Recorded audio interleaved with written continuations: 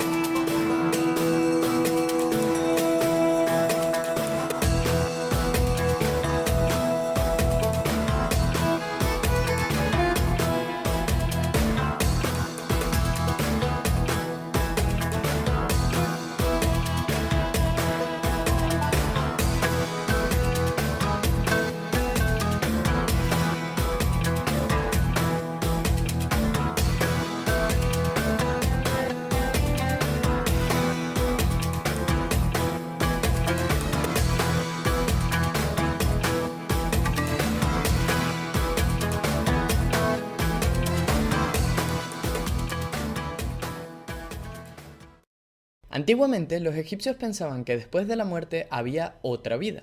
Por ello, se momificaban los cuerpos con el fin de prepararlos para ese viaje a su futura vida. Era un proceso largo y costoso que era posible solo para aquellas personas que pudieran permitírselo, como los faraones. Pero, ¿cuál es el proceso en general para momificar una persona? Primero, el cuerpo era despojado de sus vestimentas y tumbado sobre una cama de embalsamamiento para su purificación. Una vez en la cama, se realizaba una incisión en el lado izquierdo del abdomen con un cuchillo de piedra de obsidiana con la apertura suficiente como para meter la mano y extraer el hígado, el estómago, los intestinos y el diafragma y los pulmones. El corazón se dejaba intacto, ya que era necesario para el juicio final. Anubis, el dios a cargo de esta prueba, usaba el corazón para equilibrar la pluma de Mat, que simbolizaba la verdad, la justicia y la armonía, y así decidir si serían admitidos en el Seket Aru, que es el paraíso, o si sería devorado por la diosa Amit, destruyendo su alma. El resto de órganos extraídos se lavaba y se enjuagaban con especias y vino de palma, para luego guardarlos en vasos canopos o jarras canópicas, una especie de jarras con motivos. ¿Y qué pasaba con el cerebro? Hay estudios que afirman que se intentaba extraer, bien sea haciendo un pequeño agujero en la cabeza o incluso por la cavidad nasal.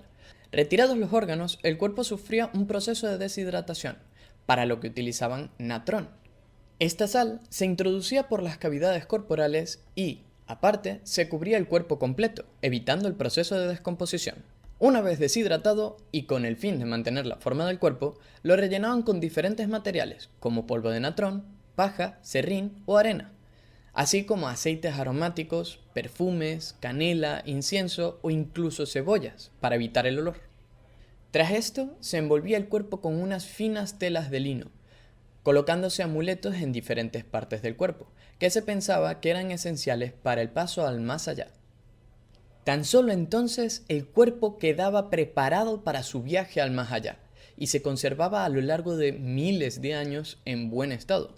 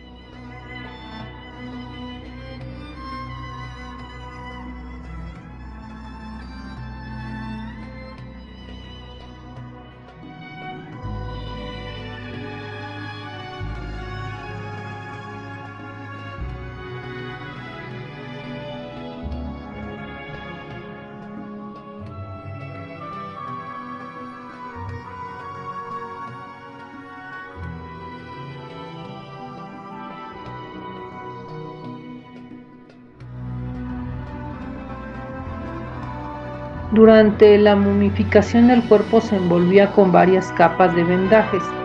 A partir del Reino Antiguo se extiende el empleo de vendajes escritos. Los textos copiados en tinta negra son esencialmente fragmentos del Libro de los Muertos, en menor proporción de otros libros funerarios.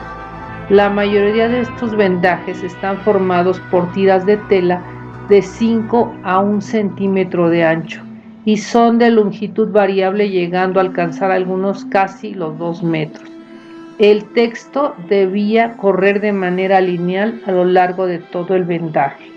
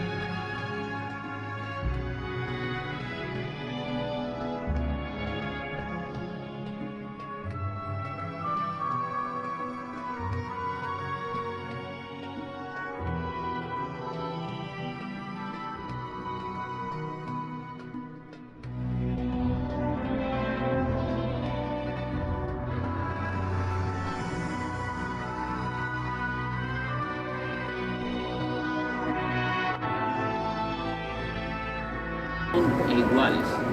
Hay tumbas son muy largas, otras son más o menos, otras son muy pequeñas. La tumba más larga que existe aquí en el Valle de los Reyes es la tumba de los hijos de Ramsés II. Son más o menos 500 metros de largo. La tumba más pequeña que existe aquí es la tumba de Tutankamón, más o menos 27 metros. Sí. Es que normalmente excavaban la tumba durante el reinado y Tutankamón reinaba el país casi 9 años. No tenía suficiente tiempo para excavar una tumba muy larga.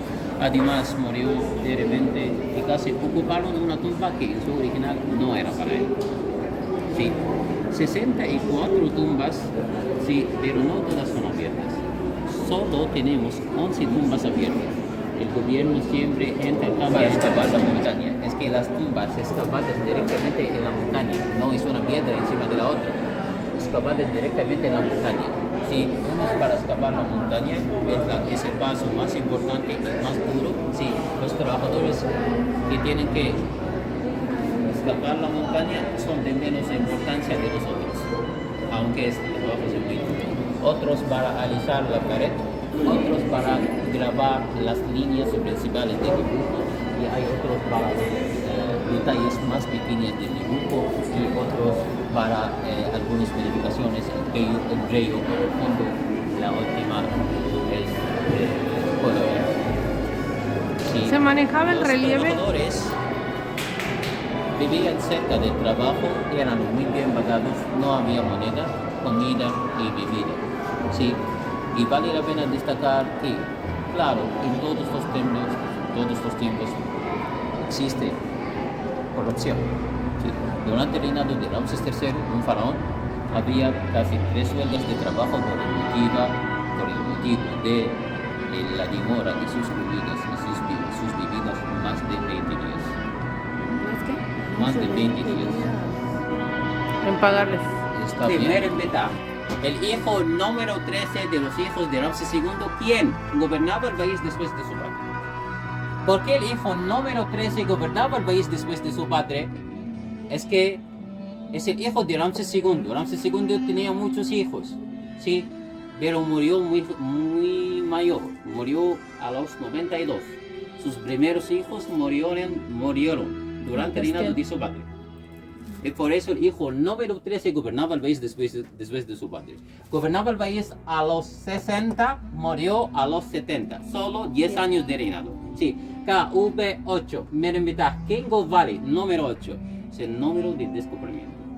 ¿Está bien? La tumba suele ser compuesta como una línea recta y a veces se tiene la forma letra L.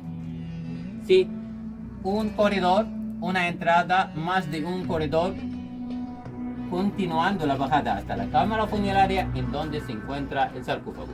Y por la suerte todavía tenemos muy bien conservado el sarcófago original de la tumba. Un sarcófago que pesa más o menos 80 toneladas. Y tenemos 2 tapas para el sarcófago. ¿Sí? Se dice que el sarcófago fue descubierto fuera de la tumba. Casi era un intento para saquearlo, pero por el motivo de mucho peso lo dejaron. ¿Sí? Vale la pena destacar que la parte final de la tumba es inacabado. Inacabado significa que no tiene grabaciones, no tiene colores, por la muerte inesperada de dueño.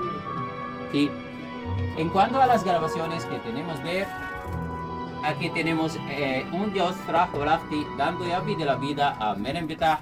Llave de la vida es como símbolo de la eternidad en la segunda vida. ¿Sí? Aquí disco solar. Dentro del disco solar el escarabajo. El disco solar es el dios Ra. El escarabajo es otro dios llamado Heber.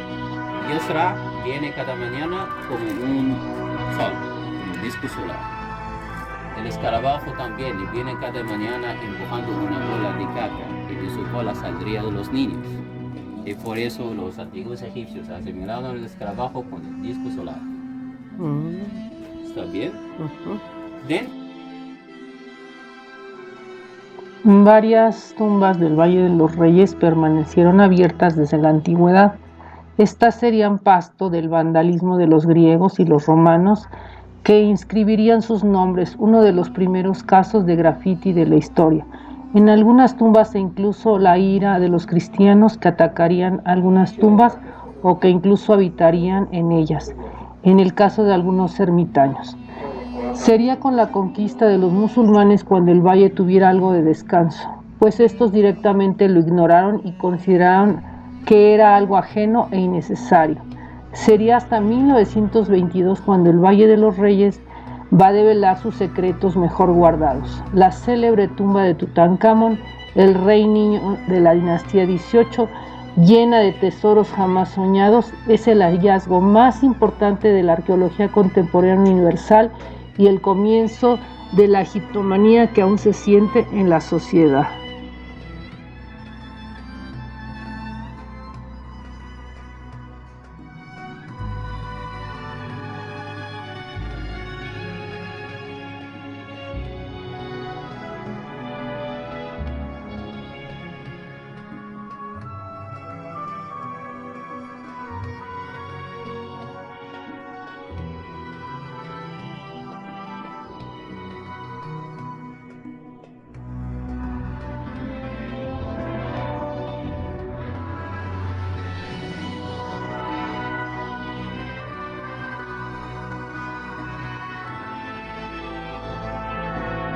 Estamos entrando en la tumba de Ramsés III. Todas estas como almacenes son precisamente para eso, para guardar viandas, alimentos, joyas, todo lo necesario para que la vida o la segunda vida fuera mucho más placentera del faraón.